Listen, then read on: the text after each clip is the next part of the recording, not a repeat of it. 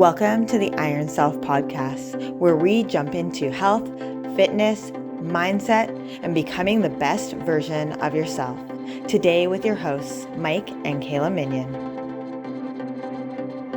Welcome to This Week in Coaching. It is August 15th. So we're going to start with the question. The question was, should I take creatine? And the question was, other people are taking creatine. Should I take creatine too? So this is a question we actually get a lot. And creatine is one of those supplements that you'll find us recommending for people that are lifting weights on a regular basis. Yeah, creatine helps us on the very basic level of our energy transfer system. So to move your muscles, anytime you're moving a muscle, regardless of what that muscle is, your body is using adenosine triphosphate. It's using this magic little molecule inside of you that gives you energy. Think of it like the energy store, like a battery in a Tesla. Think of it like money. It's the currency for your body to be able to move. Or the battery in a Tesla. I always revert it back to money because it makes sense. You revert everything back to money. I know. So it's like the currency for your body to be able to create energy. We need the ATP, and when we lose one of those phosphate molecules, we get a creatine phosphate molecule that comes along. Without getting too nerdy, we need the creatine to create energy. So adenosine triphosphate is a molecule, and then as we use the energy, it turns into adenosine diphosphate. So we lose one of the phosphate molecules, which means we need to have another one come in to create that energy again. And the way our body does that is through our liver and our kidneys. We create creatine in our body, but it's only like 1 to 2 grams per day that the kidneys and liver can actually create. Whereas when we're supplementing with creatine, generally we start around the 5 gram mark. So I'll let Kayla dive in a little bit here. So 5 to 10 grams of creatine per day is what is considered recommendation. Now you want to take it in a teaspoon or a 5-gram dose at a time, which means that you're probably taking it twice a day. There's also a loading phase for creatine, which a lot of people don't recognize, is that you need to almost double your dose every day progressively for about a week. It's about 7 days or so for your loading phase, 7 to 10 days. And then after that loading phase, then we can level it off and we can have our 5 to 10 grams each day. Now, generally 5 grams is enough. Yeah, on general rule of thumb. I mean, most creatines that you buy, the load phase will be 10 grams per day for the first 7 to 10 days. And then after that, we drop down to the 5 grams per day. And the reason for the load phase is so that our body gets used to storing it. So that we have that extra creatine available to us.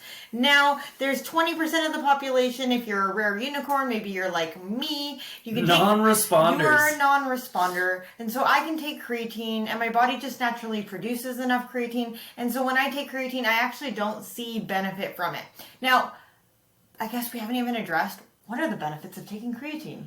This is how you take it. This is why you take it. But what are the benefits of taking it? There's lots of benefits. Gratuitous amounts of energy. Again, the very baseline of it is about the energy system, right? About that energy transfer. So being able to restore that energy level faster means we're recovering faster. It means we're also gaining strength faster because we have more available energy to use within our workouts.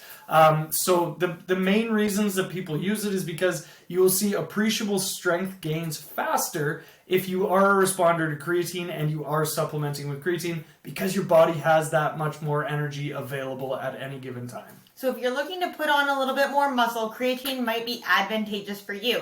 Now, if you are an endurance runner, creatine may not actually help you in your endurance sports because that adenosine triphosphate molecule is actually used more in those quick energy bursts versus the long duration. 100%. But the caveat to that is if you are an endurance athlete, if you love running for ridiculously long distances, all the power to you. I absolutely love it. But with endurance running comes muscle wasting. So having a greater muscular body, a more of a muscle pool, we'll call it, more muscle fiber to use while you're running is also useful. So I'm going to go ahead and say that creatine is actually a beautiful thing for endurance athletes because strength training. Because you should, if you're an endurance athlete, you should be doing strength training. You should be looking for appreciable gains on your skeletal muscle because if you do not have muscle to waste and you are running long distances, then you're just going to start wasting away. And this is where we start to get those iron string beans out there in the world. So, if you're looking to build muscle and gain strength, creatine might be right for you. Now, there is 20% of the population that is considered a non-responder. There's also people like our vegetarian and our vegan friends who don't eat enough red meat, who should also look at supplementing with creatine because they might not be getting enough of it just in their diet. And I mean, B vitamins kind of go hand in hand. We should do a whole episode on vegetarian eating. But anyways, if you are a vegetarian and you're looking at taking creatine, you should. Now, outside of, just looking at general population, who should be taking creatine? Absolutely anybody that is weight training. If you are doing resistance training, give it a shot. It's not going to hurt you. It isn't one of these things where it's like, oh my God, I took 2 scoops of creatine and my freaking pancreas shut down or something. That's not how it works for creatine. It is a very safe supplement. Your body already produces it in lower volumes, so taking a supplementation of it is not going to hurt you. So if you are somebody who's looking at risk versus benefits, the risks are very low for taking creatine. I mean, documented cases of, I'm going to just go out on a limb and say bad shit happening from taking creatine, very low. It is one of the most well-researched supplements there are. You can go on PubMed, write in creatine, and there are literally thousands of research documents, and all of them are saying, hey, this is a safe supplement. So if you're on the fence and you're like, ooh, should I be taking this? If you're resistance training and you want to build muscle, 100% take it. Try it. If you don't notice a difference in your energy levels, in your strength levels, if you don't notice a difference within the first probably about 3 weeks, you might be a non-responder. So then you're saving yourself money because your body's already creating enough of that creatine. The main thing that I hear from people in regards to adverse effects from taking creatine is usually any kind of digestive upset with the loading phase. That's what I often will hear when people talk about it. One of my favorite things and one of the biggest misconceptions I've ever heard with creatine, people are like, oh, I can't take creatine, it'll make me fat. It's going to make me put on all this weight. I've heard it adds so much weight. Creatine does create more space within your muscle fiber to create more muscle. So you do create intracellular water, but that isn't going to show up on a scale. It's not like all of a sudden you're putting on 5 to 10 pounds of baby weight. It's like, no, it's creatine. Like you might get a little bit of intracellular muscle growth, but again, it's the liquid in your muscle, creating more space for more muscle fiber to actually take that space. So again, draws the water into the cell, creates more room. It's not making you heavier or adding water weight or any of that you may have heard. It's just not true. So it is a safe thing. It's not going to make you bloat. It's not going to make you blow up. The load phase might be a little bit uncomfortable. As far as your digestion goes, maybe you'll have a bit of diarrhea, maybe you'll have a bit of constipation. You might go one way or the other. It's always fun to figure out which way you go. But the reality is it's not going to hurt you. So if you're on the fence, try it. 100% try it. If it works for you, you're going to love the strength gains you get from it.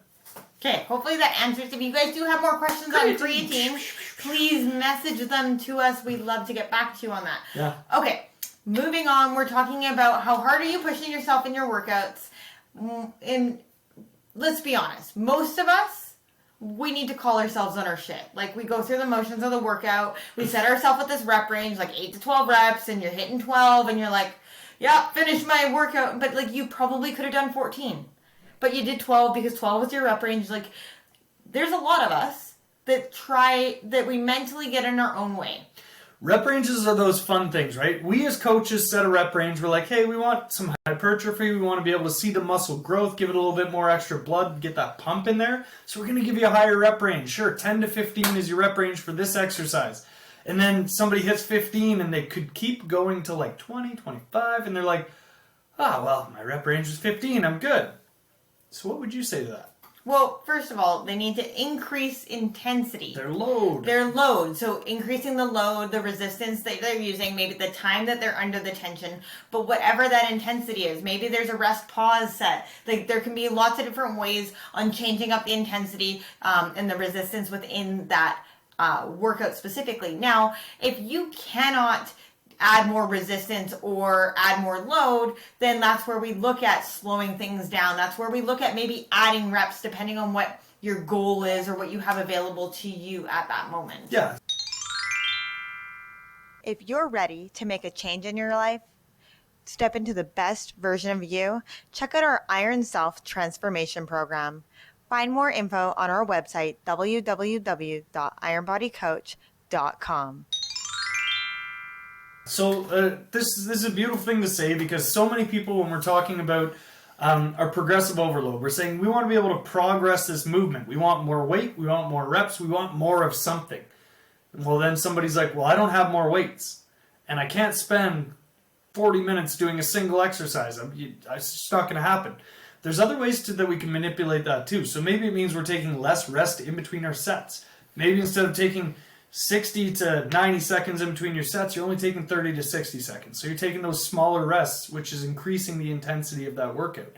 Maybe it means that, like Kayla said, you're doing a more of a tempoed workout. So say it's a bench press, you're going like hard push up and then a nice slow return back down to your chest, whatever that looks like, increasing the time under tension, right? There's so many different ways to increase the resistance, to increase the intensity of the workout, that isn't just throw more pig iron at it, we'll just lift heavy things. Well, and we could change the way that the workout's going. Maybe we're doing a pyramid set. Maybe we're doing more of a circuit style. Like, there's lots of different ways to change things up. So making sure that you're pushing yourselves in your workout. When you show up to do your workout, if you are simply going through the motions of doing the workout, you are doing yourself a disservice. If you don't feel the muscle working, you are doing yourself a disservice. So one, you need to know what muscle should be working when you're doing an exercise.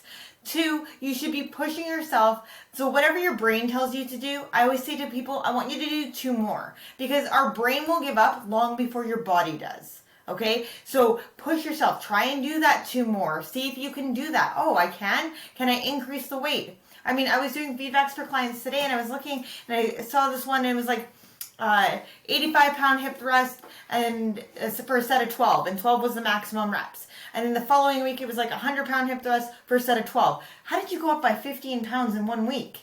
That means that the week previous, the weight was nowhere near hard enough. Heavy enough, and you still hit max reps the next week, which tells me that the weight is still not heavy enough.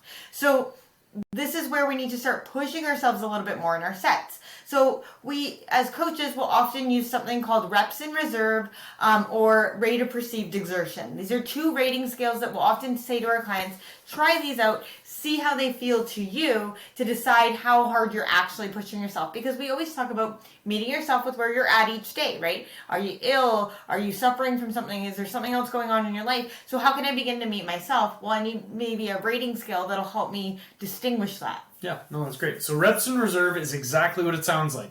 If you stop at 10, right, the rep ranges is, say, 8 to 12. You stop at 12. How many more reps do you think you could do? Clean reps, right? So that's an honest question.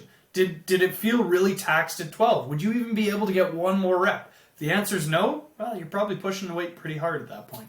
Right? But it's also, that means the bar's moving real slow as well, right? Like, if you're bumping it out and you hit 12 and your arms are still going real hard, then you're not at your max. Like, you need to, 12 should be like really pushing it and grinding. That's more like an RPE thing, but yes.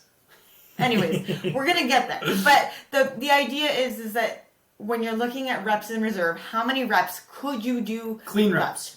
That doesn't mean how many shitty ground out reps where your arms are wiggling all over the place. How many more clean reps could you do where you're actually going to be full range of motion, full range? Yeah. Often for clients, I don't even count out loud for them. I'll tell them that they need to do 1 more or 2 more or whatever. And it's kind of my tricky way of getting them to do more reps without realizing it. Or I'll load extra weight on the bar and they have no idea. But because you are your own worst enemy, I am my own worst enemy. So when we get in our own way, we have to find a way to start pushing ourselves. So reps in reserve is a great way. Rate of perceived exertion. How hard do you think you're working? Scale of 1 to 10. Was it 0? Was it I could do this all day? Or was it 10? Was it I was going to crap my pants if I had to push once more?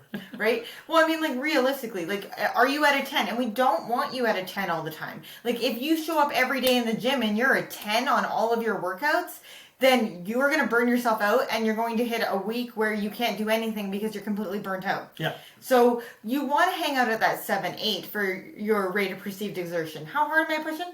7-8. If you're at a 7 consistently, then I'm going to kind of push you towards, like, could you try an 8? But if you are consistently getting in there and you're pushing it at an 8, I'm happy with that. Yeah. When it comes to reps in reserve, 1 to 2 reps in reserve, that's about an 8. I like it. So the big thing too that you got to keep in mind, and I know I've said this before, is whenever you are pushing yourself, especially new weights, when it's I'll call it like a PR, your new heaviest weight that you're doing, every set should not be failure.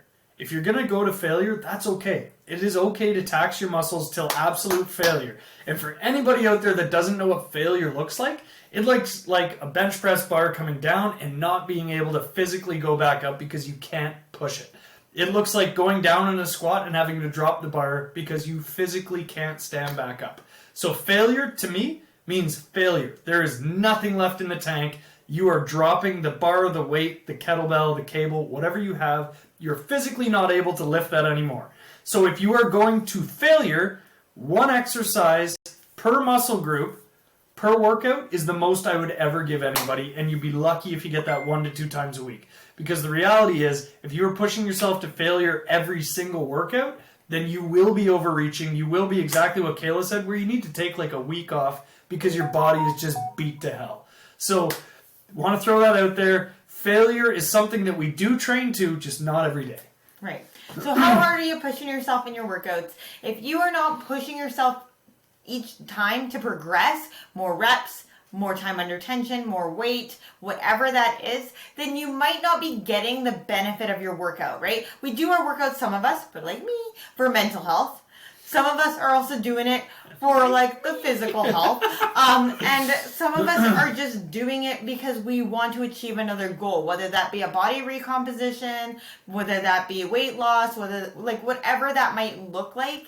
We all have different reasons why we're doing our workouts, but knowing that you are progressing and pushing yourself and seeing how much further, that's really where the success is. I mean, I had a client message me the other day and she was like, I finally got a push-up. And I'm like, yes, like that's a celebration because she didn't realize how much strength she has built since working with me. And now all of a sudden she's able to do a push-up, and that was never even, it wasn't a goal, it wasn't a dream, but she had no idea until she was able to do it that, hey, I can do this. I'm actually strong enough to do this to hold my body weight. So that was a huge win and success. It was like all of a sudden the other goals weren't the biggest focus because look at us just crush it here with these strength gains. Yeah, 100%. And that's really, everybody's strength gains are going to come differently. Mine come differently than Kayla's. Kayla's come differently than everybody else that's listening to this right now. There is no linear progression, right? To say that, last week I was bench pressing 135, and this week somehow magically I'm benching 175. Great. You probably just weren't pushing yourself hard enough to work out before, but that's awesome. You got that strength gain. But there's no difference between that and, like Kayla said, somebody who could not physically do a push-up before but now can, right? Like that is that strength gain. Being able to see appreciable gains. 1% better is better every day. So keep pushing yourself in your workouts. Maybe give creatine a try. See if it's the right fit for you. Get it in there. And if you have any questions that you would like answered on our This Week in Coaching segment, please send them on to us. We'd love to hear from you guys. And have an amazing rest of your day. Yeah. Have a great rest of your Monday, guys. Enjoy the hell out of the summer. And we will see you right back here next week for next week, This Week in Coaching. Bye, guys.